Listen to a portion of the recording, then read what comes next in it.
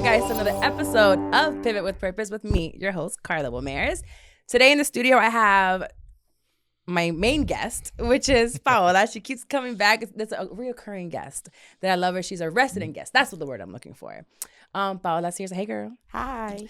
And then I also have someone that I'm going to introduce in a second. But before we do, I want to shout out review, Apple Podcast review. As you know, I would love for you guys to go on there, leave a review for the podcast. It does help me keep growing, keep coming. I gotta stop saying keep coming. The mind goes there. So this week we have one from Shingwil. If I fucked up your name, I am so sorry. It says new pod alert, new pod for you. It says, I'm always looking for a new podcast to binge and learn from, and this is it. Carla's unique perspective is hella dope to hear. I can't wait to see how this podcast grows and how she grows with it. Hashtag new fan. Actually, this is a man, and why I know this is because he tagged the podcast and tagged me. And I was like, oh, I love to see when men are listeners. And he's like, yeah, I really enjoy it, blah, blah, blah, blah. So I was like, that's dope. Because I do have a lot of male listeners, but they don't usually post the show, or they'll just send like a DM, but they never really leave reviews. So thank you for leaving a review. I won't mess up your name again. Shin. That's what I'm going to say. But this week, I need you to get some wine. If you're at work, don't. Get a pen, a notebook, tissues. Did I get some tissues? Oh, but maybe for the next one. Maybe in an hour. I don't need it right now. But you might need some tissues by the time I'm done editing this. And it's going to get deep. I have here Mac. Hello. Hi. Thank you for coming all the way from New York. Thank you for having me. I left and he said, well, I'm coming. We're going to do this face to face. I agree. We can't have this conversation virtually. The second I said virtual, you said absolutely not. And you're right, because it's a deep conversation that we're going to have. And I think we're just going to go right into it because I just don't feel like wasting any time. But this week we're going to be talking about narcissism. And the reason why I want to bring this to the podcast is because, one, it's really hard for me to talk about. But two, I've been learning a lot about it. As of mid-February, I had no idea what narcissism was. Really? No idea. I didn't know. It's the pandemic that we're not talking about. Literally. Yes. Yeah. It's literally what it is. It's like a whole worse than COVID. I would say it's worse than COVID. Absolutely. I agree with you. I didn't know what narcissistic personality disorder was. I didn't know any of this until I went through a situation where a therapist came to me and said, this is what it is. So I started learning, and I went into a rabbit hole learning about it. And I have spent now what it is about a month and a half just researching, watching videos, reading everything. And I'm just astounded to the fact that all I've ever heard when it comes to narcissism is people saying, oh, you're such a narcissist, or you have narcissistic traits. And I just thought it was people that are, very cocky, confident. I would think of a jock. Yeah. Like a narcissist, like just a jock, but just because they were in school, in high school, just like, but now that I think about it, they probably were. I think now we've put a title to something that a lot of people didn't understand. Right. And it's more prevalent now with so many people. That is due to the rise of social media. It all started with Facebook. Mm. And now it's only 10 years from now, it's going to be horrible. You got worse. Facebook, Instagram, TikTok, YouTube, all of these people that are able to gain that validation from the comfort of their home, where you no longer have to go outside and interact to get that.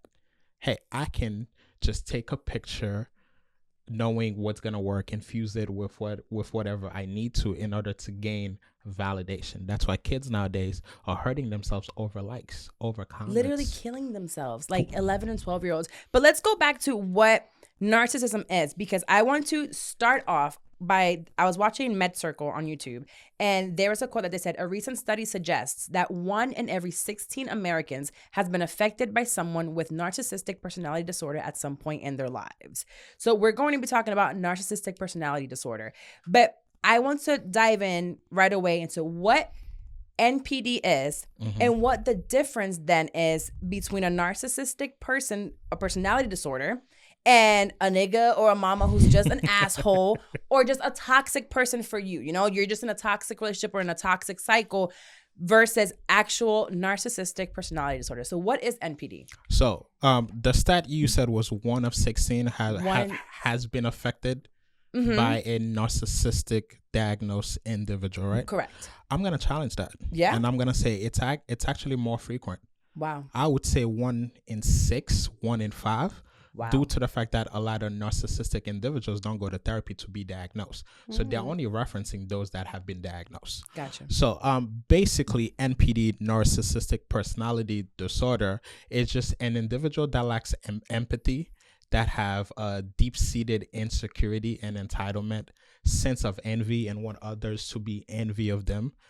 And also I would say basically they look at the world, but the world is a mirror, so they only see themselves, right? So they're not able to see exactly how they can fuck up your life or affect you negatively. It's all about, you have the narcissistic supply that I'm in need of, and I'm going to ensure that I get that from you. You're there to serve my narcissistic needs. And what is a narcissistic need? Validation, sense of feeling important, a grandiose idea of who they are and who they want to be. A narcissistic individual is basically the opposite of authenticity. They are wearing the mask that they believe that the world wants to see versus a mask that's authentic to them, right? Gotcha. Them being vulnerable, being honest, being able to self-reflect and understand how they're coming across. So they're not able to see what they're doing to other people. They're just unable to. No. How could I do harm to you when I'm the greatest thing alive? I'm the greatest thing that ever happened to you. So how dare you could accuse me of being flawed? That's a narcissist. Okay. That's how they think. Mm-hmm. Do you know who I am? That's their favorite term. Do you know who I am? I'm this, I'm that. I've done this. I've accomplished this. I've number one in this. I'm president. I'm executive. That's a narcissist. Do you know who I could be with? And I'm here with you. Ooh. Yeah. Actually, I was in therapy. Literally, I told you when I spoke to you on the phone this morning, because I was struggling with, having this episode. And he said to me, you're the main narcissist that all of Americans will know, the staple of narcissism is Donald Trump. And I said, oh my God, I never thought of that. And he's like, yes, he is he can be very charming. He can be very witty. He is funny, but he is the epitome of what narcissism is. And he said that every therapist out there that deals with NPD diagnosed him right away as a narcissist. Yes. So ethically speaking, we can't label someone that I have not held session with to diagnose as a narcissist. But research shows that 80% of males are currently showcasing narcissistic traits and narcissistic tendencies. And if we're speaking of Trump, I would say 90% sure that he would fit that criteria. Since you said like legally or whatever, what are your what's it called? Profession? Yes. So I am a licensed mental health counselor with a specialization in couples therapy. I'm a Gottman level 3 trained therapist. And level 3, not 1 or 2, but 3 bitches. And about to make history very, very soon. You gonna make history? What you gonna do? Very, very soon. Are you 35? About to be the president? Nah. Dope. Okay, perfect. So y'all remember this voice and this face that we have here sitting with us. Okay, so one of my questions that I have when it comes to narcissism is NPD something you're born with genetically, or is it something that you are made into? That is a great question. And it's I really want to know. It's a combination of a lot of things. So you're more likely to become an adult narcissist if one of your parents were narcissist, right? Okay. Also, with children that are born with a negative temperament, meaning they're just difficult to soothe, they're difficult to get along with, those are already some early traits that they may develop as a narcissist. Also, if there's a lack of secure attachment, meaning the parent is not present, the parent is not really available emotionally, and the children is learning that in order to get my parents' love, appreciation, and acceptance, I must be the number one in my class, right? Also trauma, also chaos. So there's a combination of things that collaborates to condition someone to become a full-blown narcissist. Right, because I'm thinking as I'm reading and doing my research, it's like trauma, right? It does a lot of things I'd say is that combination.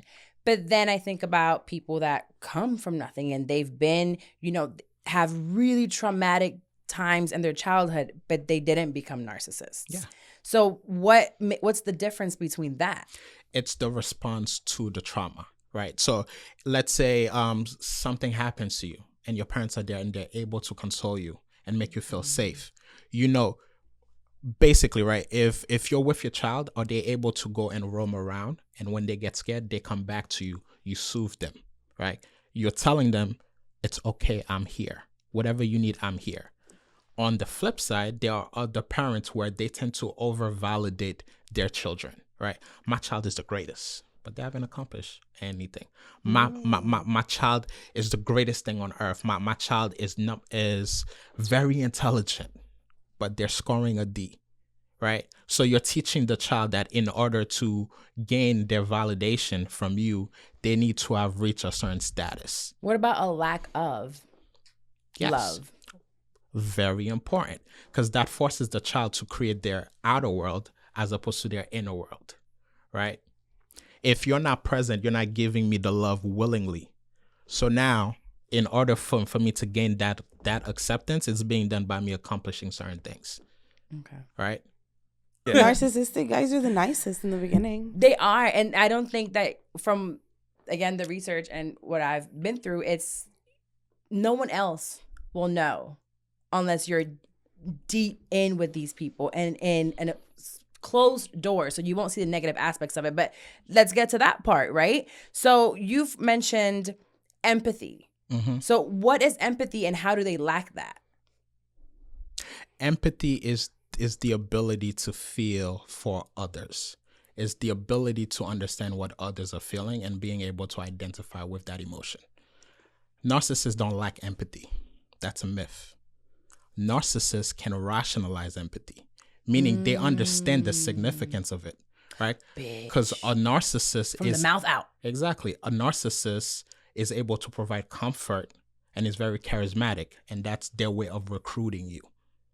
So therefore, they use empathy as a weapon. Like hey, I heard that your... That's an AK-47, baby. Right, like, hey, I heard that your mom is not doing too well. Is everything okay? How can I assist? They're recruiting you. They're willing you in with the empathy. They don't experience it themselves, but they have this ability to read the room so well and gain an understanding of social circles that they understand the impact of utilizing empathy. So it's like an ends to their mean. Exactly. Well, shit. Now, you have even like flashbacks? You and me both. Both of us. Wow. Now, we see a lot of, first of all, I want to say that I'm bringing this also forward because there are a lot of, it's being talked about more and more now, right? Mm-hmm. Narcissism, there's narcissists, and there are posts out there saying, oh, we're using now narcissism the way that we used parsley back in the day. Throw parsley on everything, right? It's just everywhere. So... yes, it's true. The same way in the past couple of years, we have been talking about anxiety and depression. For me, anxiety was diagnosed formally in 2017. I have been called crazy since I was yay big. Mm-hmm. I have ADHD and I have really bad anxiety that it can cripple me, but I was just crazy. I was out of control. I was just always fighting and I couldn't decipher both. I only had happy and angry, all these feelings, until we finally found a language for it. So for me, that was 2017. I think for the world through social media, it became right around that time, 2017, 2018, that we started talking about anxiety and depression. Everyone's like, oh, now you guys are just watering it down. Everybody has it. No, niggas, we have it. But now we finally can say, no, we're not crazy. No, we're not just crackheads. No, we're not just this. We're literally dealing with this. This is what it looks like. This is what it sounds like. The whites have had it all this time. We just didn't have the language for it in our communities. So now this is an immersion of narcissism. And now we're saying, oh, this is just being talked about all the time. But we've been dealing with this for ages. People have been abused by narcissists forever. We just did not know. We just thought that it was an abuser, right? Or a person that was just mean, or an asshole, or a toxic person. And yes, there are assholes. And yes, there are toxic people. But from what I'm learning, and then I want you to tell me, this is new. And why is it talked about so much now? I think the evolution of social media has made information readily accessible. But at the same time, everybody's an expert nowadays, right? Everybody's using all of these clinical terms in everyday language, not understanding the impact that it has. Semantics matter. Just because your relationship did not work out doesn't mean that your partner was a narcissist. Correct. Right? We need to stop weaponizing these clinical terms and start labeling people and allow the professionals that ability to do so. So yes, the word narcissist has been overly used and dragged in the past 2 years, I would say, without really fully understanding that we all have narcissistic tendencies, because that's what social media curated.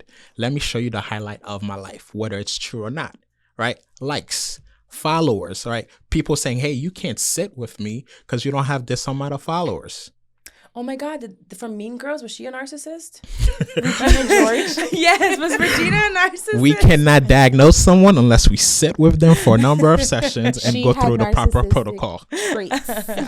Yes. But that's a lot of us. Again, Oh, yeah. 80% of males currently showcase a lot of narcissistic tendencies. And in the next 5 years, it's going to be worse. There's also female narcissists. They're known as histrionic personality disorder. It's the female version of a narcissist. So there are no female narcissists? There are female narcissists. The term for them is histrionic. What is the difference? For those males that do listen.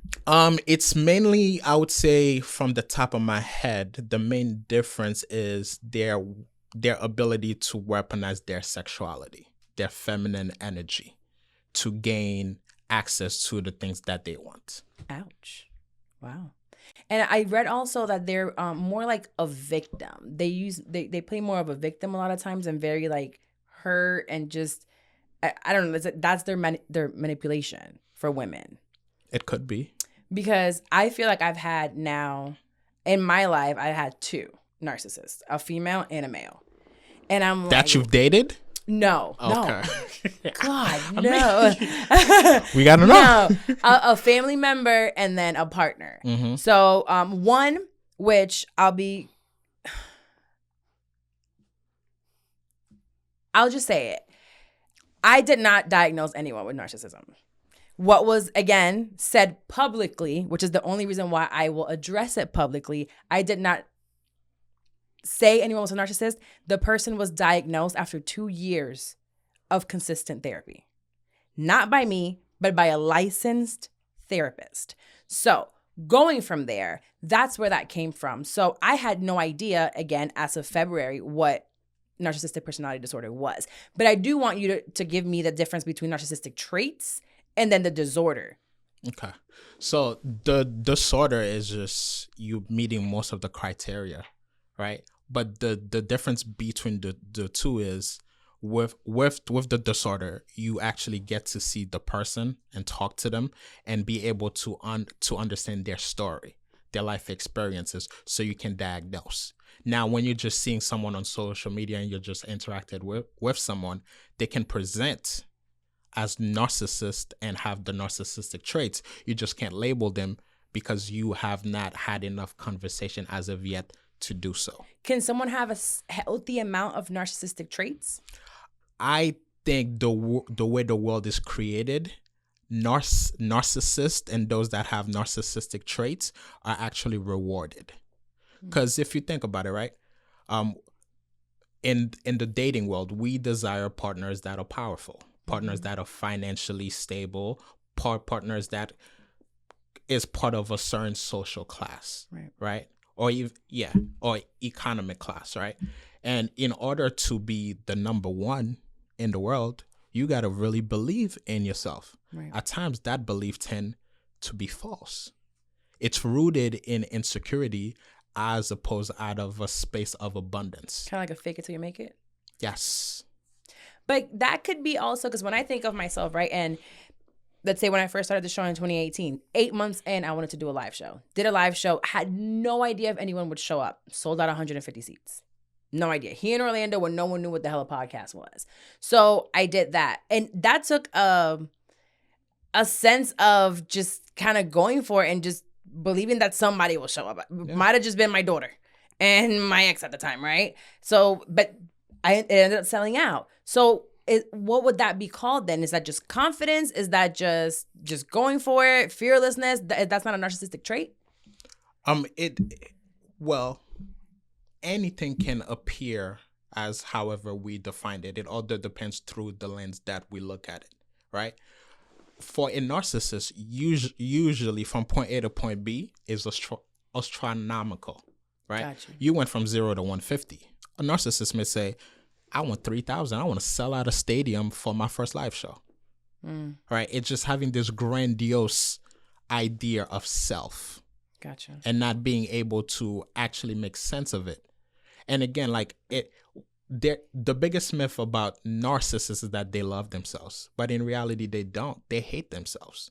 That's why they create such an armor of being charismatic, of being the greatest, the number one. That's because they have a deep sense of one, entitlement, but insecurity.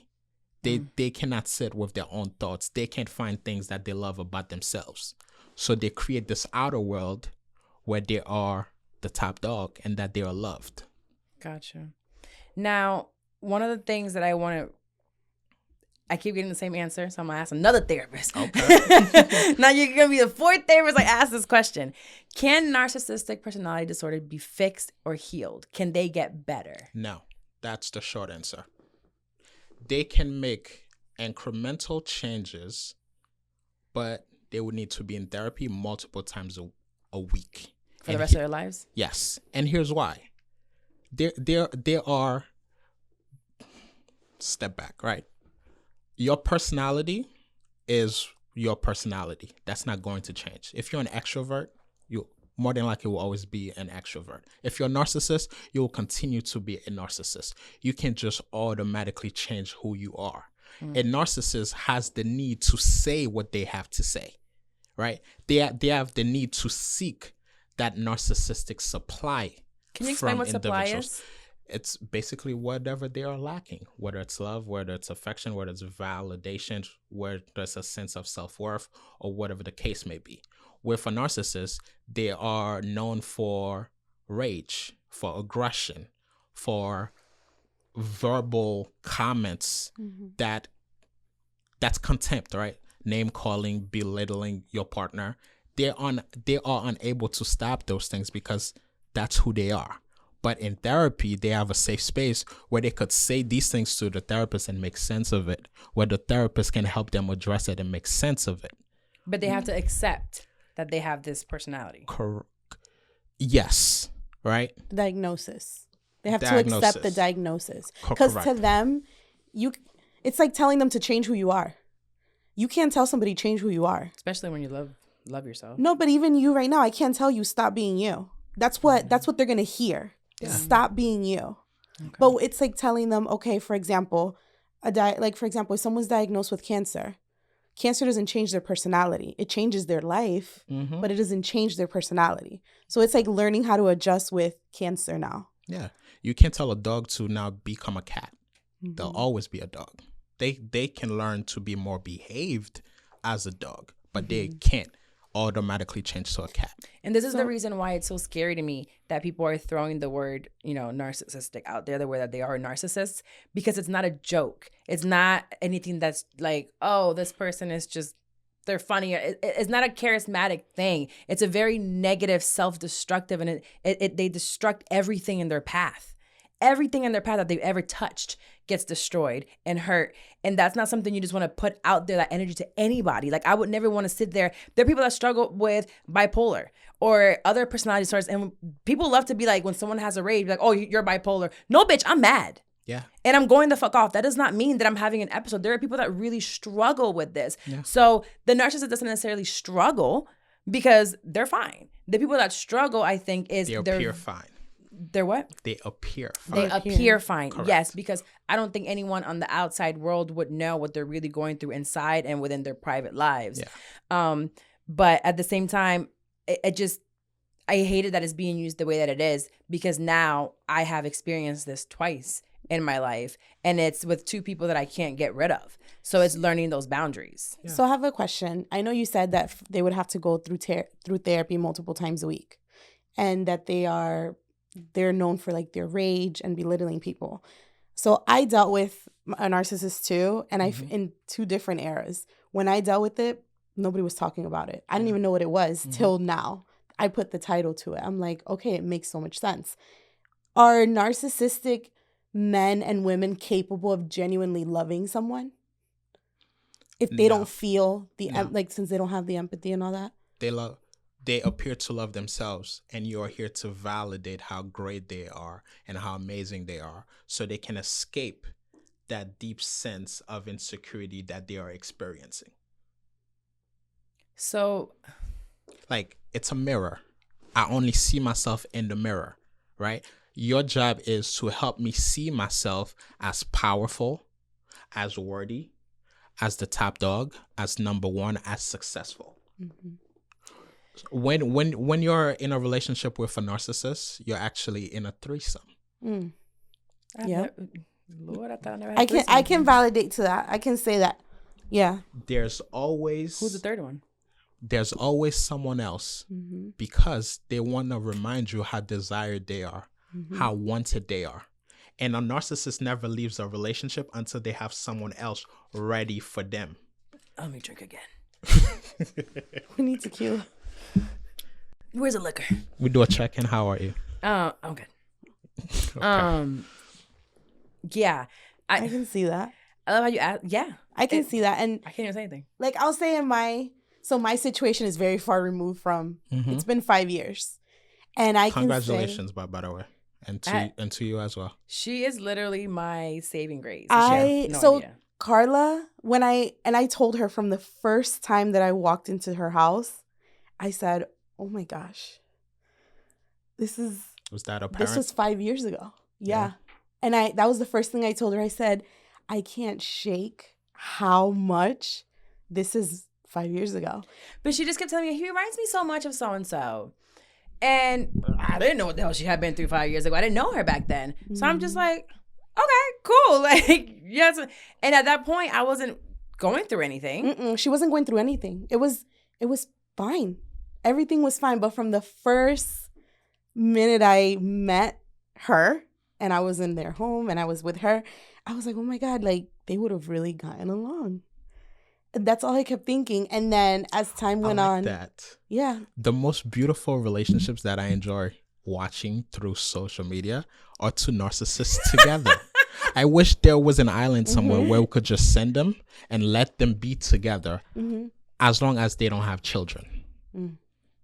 Because the way they're going to condition that child will lead them to also be a narcissist. So what's funny is that you're saying that. There was a video I watched of there was one saying, oh, we should just throw them all off a cliff. And I was like, ouch. Can't do that. That's inhumane. Yeah, I was like, that's awful. Non-ethical. And then another one was an island. And as I'm learning about it, I was really upset about that. I was like, no, why would we do that? Like, no, we need to help them. And immediately, I think part of the rabbit hole that I fell into it, I was like, I'm going to find someone that's going to fix this. I'm going to find someone that's going to make it better. It's going to happen. It'll be through me. And I always want to fix shit. So now I'm like, now that I see what's going on, I'm like, oh, we could fix this. Yes. And then I just keep being told left and right, no, you're not going to fix this. Do you have a background in sports? I do. Which sport? When you ask me this, I played basketball from my entire life. And now you're an entrepreneur. Yes. So you have learned throughout your formative years and even in your professional life that when something is not working, all you got to do is keep working at it. More reps, right?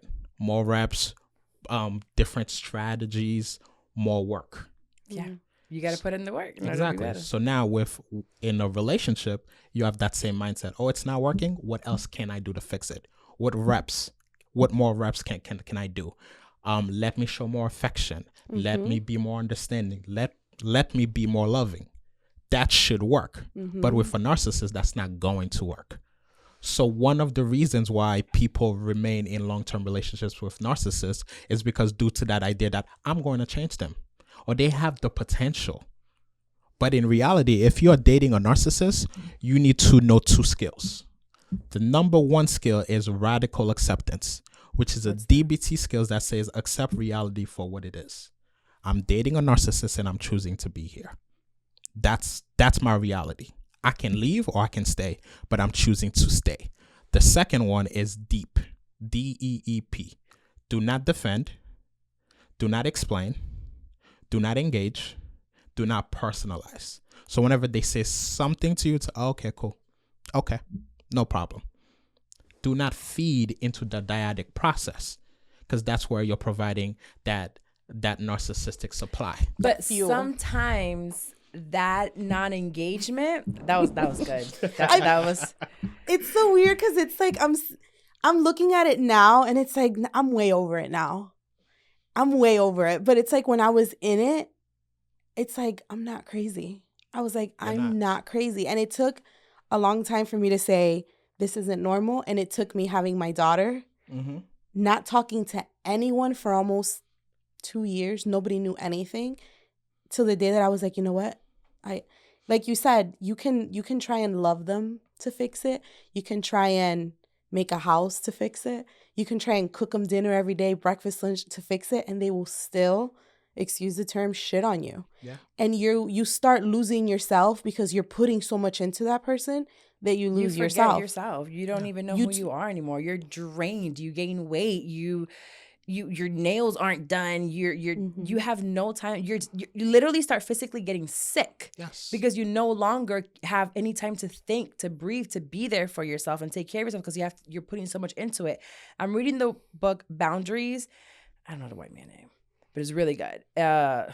I'm telling you right now. Wasn't it by Narda? No. Okay. That's a different Boundaries one. It is here, Boundaries by Dr. Henry Cloud and Dr. John Townsend. This one. Got it.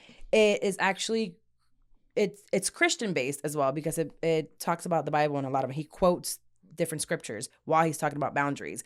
But off the gate, when he starts the book, he's telling a story about a woman who's married to basically, he never says narcissist, because he's talking about boundaries. Mm-hmm. And he's saying how she is loving him, right? He would go into these rages. So she just decided, she'll clean more, she'll love him more, and she'll put more in. The more love that she was putting out, it will last for a while, it would get better, and then it would go back to him being really mean. And like she's just like, okay, well, let me love some more. And I can't remember exactly all the things he was saying, but by the last, he was like, the times with the good times were getting shorter and shorter, but she was giving more and more. And by the time she sat back, she's like, I lost 15 years of my life. I have nothing left. And this person is just done. Yeah. Found somebody else and said, I gotta go. Yes. You're not it. Because they've gotten everything out of you. They don't need you no more.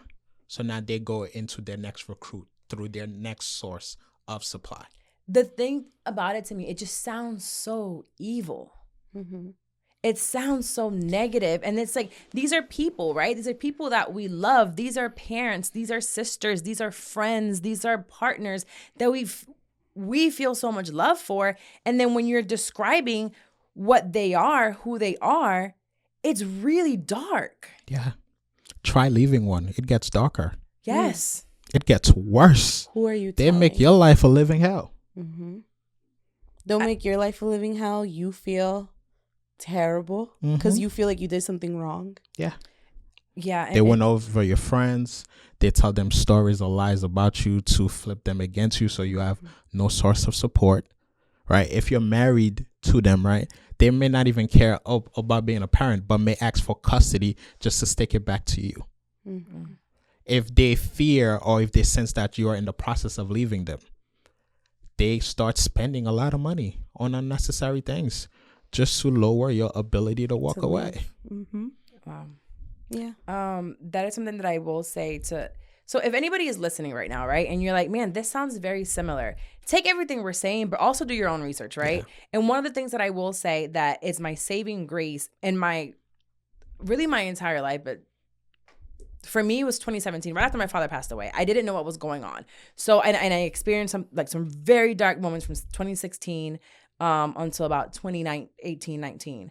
So I would say to you is do the research, but get a therapist. Even if right now you're feeling happy, you just found a good love, and it might be the perfect person for you, but still seek therapy because we all have traumas that we've never dealt with, right? Mm-hmm. We all have insecurities. We all have just things that it can only make us better. Shit, we go to the gym for what? You might be fine as fuck, and there's some skinny bitches that are walking around looking cute and they're unhealthy as hell on the inside, right? So it's not about your outer. You have to work on your mental and you have to work on your physical, both of them the same way, when you're good and when you're not, because you have to maintain. Now, one of those things is that when you're listening to us talking right now, or to him really telling the stuff of what it really is, once you see this pattern in people, you can't unsee it. Once you discover the narcissism? Yes. So I feel as and I hate the word victim, but as a victim of narcissistic abuse, whether it's from a parent, sibling, friend, or partner, you are conditioned for years and years and years. And you start questioning yourself and you're just like, you're doing something wrong. You're giving more love. The second that you see, so if you're listening to this and you start seeing these patterns and you do the research, you will never again unsee this pattern and you will never again see this person as normal. Yes. And they take it a step further. The minute that they realize you're onto them, everything changes. It increases. Instantly. Right? Because now you've realized my insecurities. You've realized how inadequate I feel. And you have the power to go and undo all of the work that I've been doing these years by projecting this fake lifestyle or idea or confidence that I've created around my social circles. Mm-hmm. So now you're a threat. And I want y'all to know I have never met him a day before in my life before today. Yes. So I just want to make that very clear. I sent one DM, I want you in the show. Let's make it virtual. He said, hell no, I fly down. I get there this date. And we just met today. Yep. So now, this is both for you and me today. Like, this is for both of us. This is therapy for the both of us now. So when they realize you're a threat, mm-hmm. do they do like fight or flight? Is it one of those things where, for example, for me, you disappear? You cut communication and you start a new life. And you forget, you burn down this whole life and you're like, you know what? I'm going to pick up and start again. And it's like your life before didn't exist because you don't, is it like that they purposely like just forget that? Do they block out that time frame in their life or what? So once they realize that you're aware and that you have the knowledge and that you see them for who they are, right? Like Jay-Z had said, you can't heal what you don't reveal. And a lot of times when we look at each other and I see you for who you are and you're uncomfortable with that, that's when the aggression starts. Mm-hmm. So with a narcissist, they can take the oppression to a higher level. The contempt is harsher. The comments are harsher. The physical violence increases. Mm-hmm. Or they can start preparing to leave. They are already prepared someone else, right? They've been having an affair, and this someone that they are aware of will accept them because they don't know who they are, right? So I'm just going to leave you, and I'm going to go to this brand new person that I've been seeing, that I've been preparing, that I've been recruiting to provide me with their narcissistic supply, because now it might be too difficult to get it from you. Impossible to get it from me. Once you see it, you're not getting anything. But there are people that choose to stay with a narcissist for 2 reasons. What are the 2 reasons? Give me the 2 reasons. It's more than 2, actually. One is if you have this belief that you deserve to be treated in that manner. Because a lot of people unconsciously or consciously believe that they deserve to be mistreated. Mm-mm. Right? Secondly, it could be done due to having children. Like, I want a 2-parent household.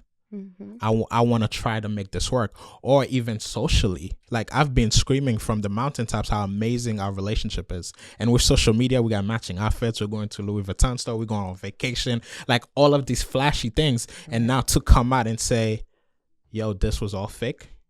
Mm-hmm. I've been struggling. I've been trying to survive. A lot of people don't have the stomach for that. Mm-hmm. Right? And 3, it could be to a lack of resources. What you will find is a lot of narcissists will force their partner to have a lifestyle or a career in which they cannot maintain independence, where they need them like stay to home survive. And don't work. That's one of the options. Waste all your money by going on vacation. There you go, with someone else.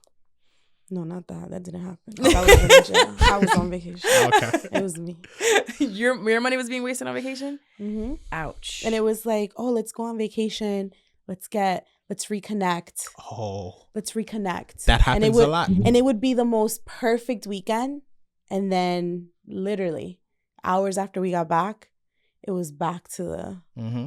And it's like, what is this? Like, what happened? We were just fine. And it's like, no. You just took away the money that I had saved to walk away over and over. And I can count 3 times that happened, where more than $4,000 were taken from my savings. And when I walked away, I left with nothing. I had just gotten back from maternity leave, so I wasn't getting any money. Wow. I was getting maybe $300-$400 biweekly on maternity leave. And I walked away with nothing, and I said, I don't care. I know how to make my money. I can make it again. So I want to touch with you on what it looks like once you are aware, what it looks like to walk away from relationships, from all kinds of relationships, right? We'll touch on them all.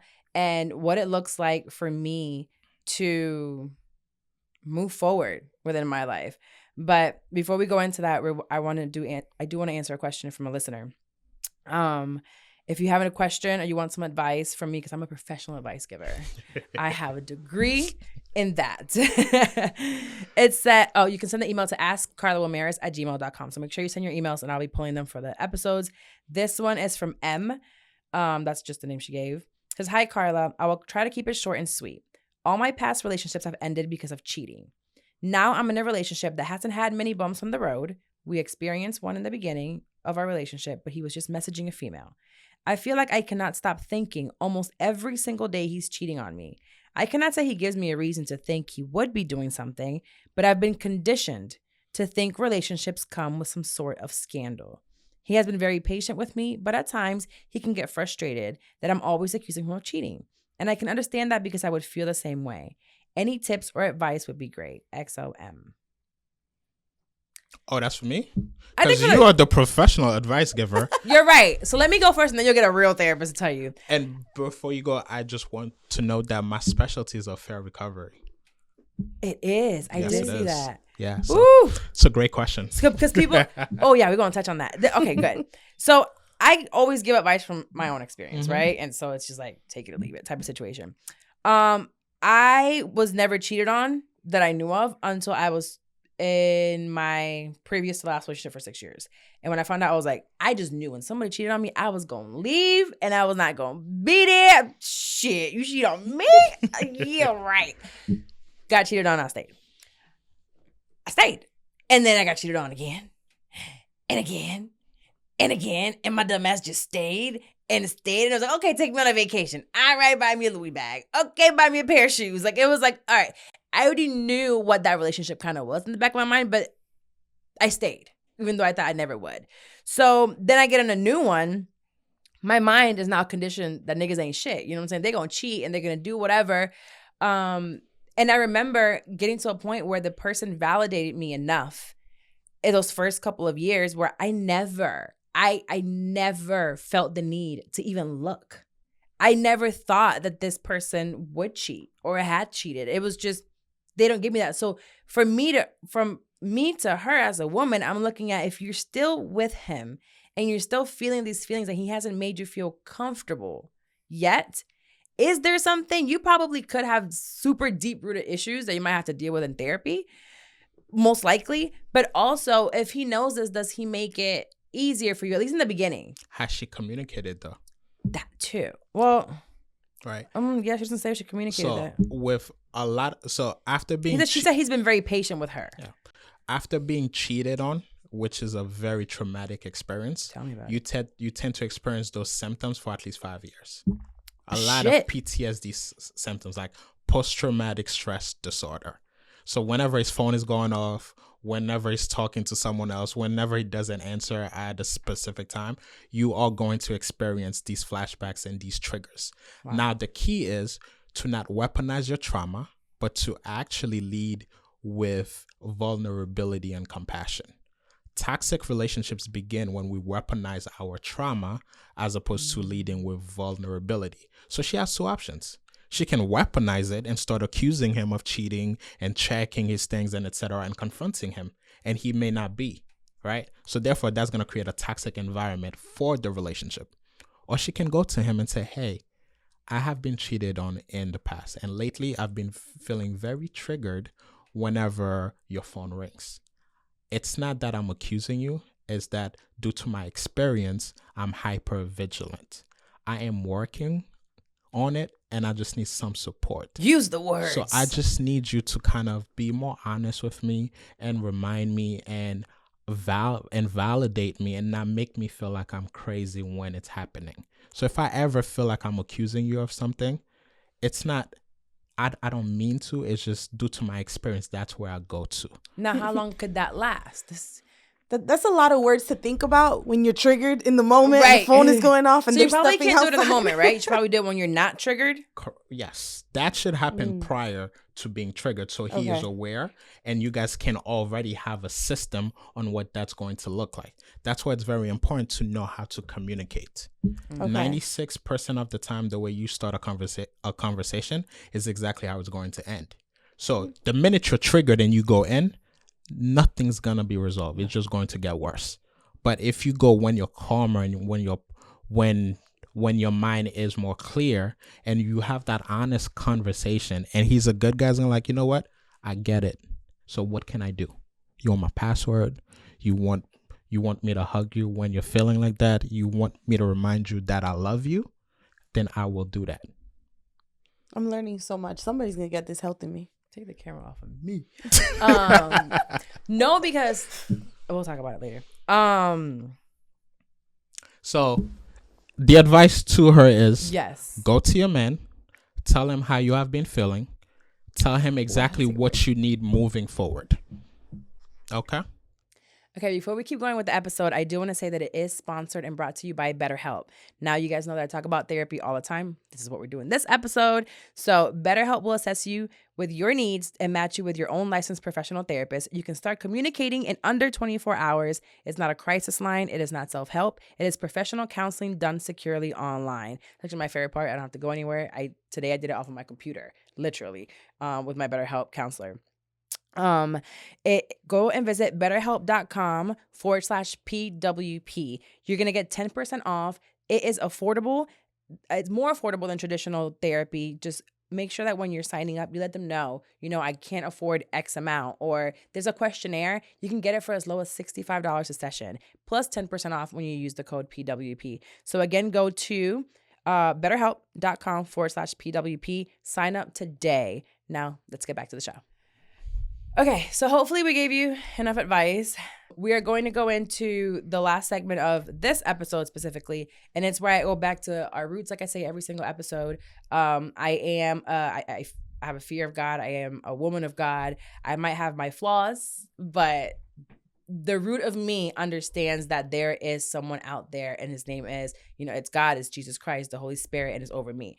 So today's passage that I want to read is Isaiah 61:1.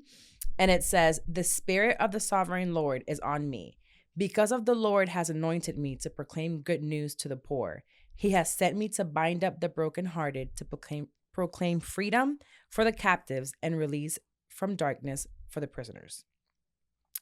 I bring this one up because it actually came up on the book Boundaries that I was reading. And he was saying how he's sent to bind the brokenhearted and proclaim freedom for the captives.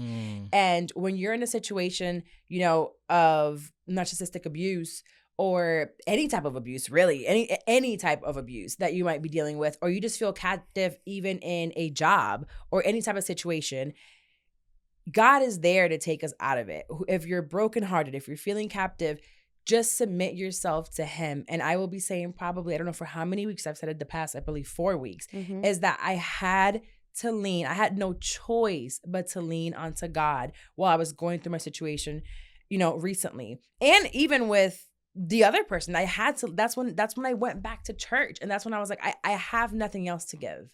I have done everything I can. I have to lean on to God. And what does that look like? My biggest thing, I remember calling my cousin, and I've talked about this, how I was just cursing at him. He's a pastor. And I was like, how the F am I supposed to just trust? I'm just supposed to trust God and just sit here? What does that look like? Do I just sit on a couch? What do I do? And he's just like, read, study, pray. Something will come over you. You will feel it. And it all sounds like such BS. I won't lie to you, because you're like, come on, we live in the real world. It's either going to be the Shade Room posted it, or somebody's going to call me or send me a tweet like that. It should be a tweet that's like, aha moment. But it's not. It's that constant reassurance and constant prayer and constant, learning the word that'll bring that to you. And that's for me. Again, I don't know what you guys believe in, if you're listening, but that's what helped me. And the only thing that I know I got out of the situation, outside of my son, is the fact that I could not be any closer with God. And this year will be the first Easter Sunday that I go to church in probably 10 years. Wow. Because I was born in the church. I traveled with the church. I was the head of worship and praise. I know I can't twerk, but I sure can dance the church. God only gave me the moves to stay on task when it was, I promise you, because I got 2 left feet in the real world. But I was born into this, and I left because I was being judged. And I talk about, the church basically shunning me for getting pregnant at 17 and then for wanting to get my first divorce. And it was all of these things happening, but I came back on my own. And that fact that I came back on my own, then I heard the voices, then I saw the passages. And then, like I said before, now that I'm out of it and I've been doing everything by the book and by the word, things are being handed to me. Without the fact that you're here was handed to me.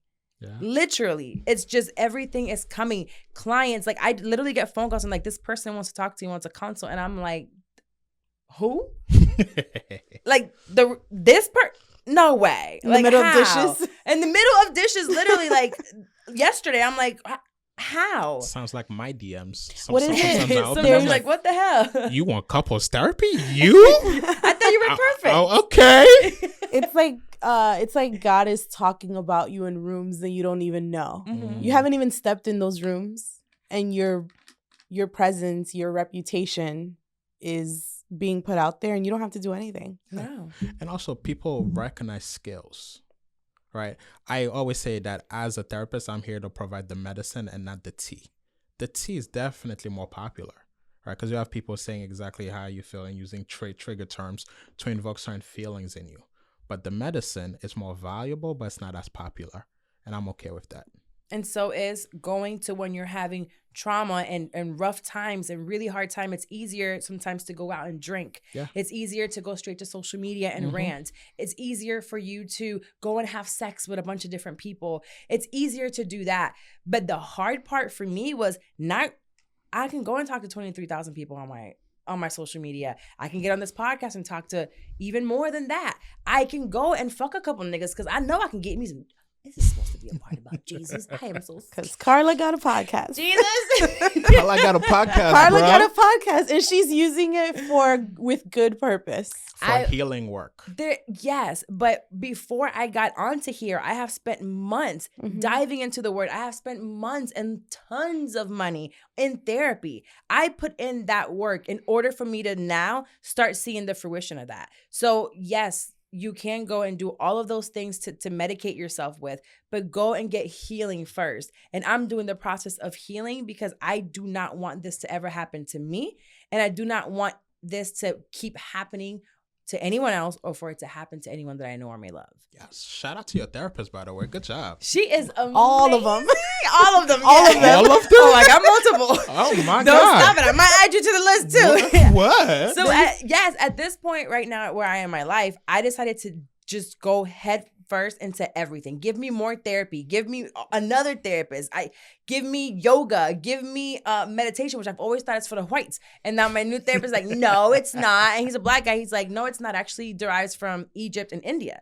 He's like, this just happened that here in the Americas, it became very white and sold that way. But he's like, no, the origin of it is India and Egypt. And I said, well, why didn't nobody tell me that before? Then maybe I would have listened. But no. Okay, that was bad. She's a therapist connoisseur at this point. Yeah, so now I have them all. I keep adding because that takes me away from getting the feelings of rage and anger to then go on a podcast and just talk shit or go on social media and go off.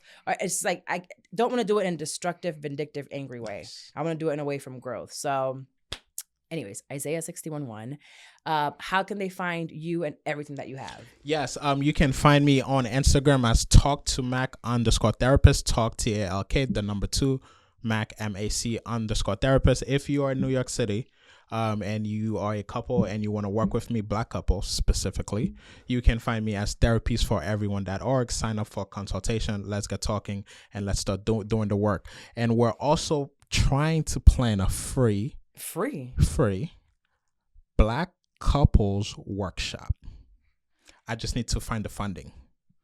Wow. It is my dream that this fall I can have 30 to 40 couples in one space, and I'm going to lead a Gottman-based workshop to provide these Black couples the skill sets needed to first find, obtain, sustain, and enhance their Black love. So let me find me a that man. is my goal, man.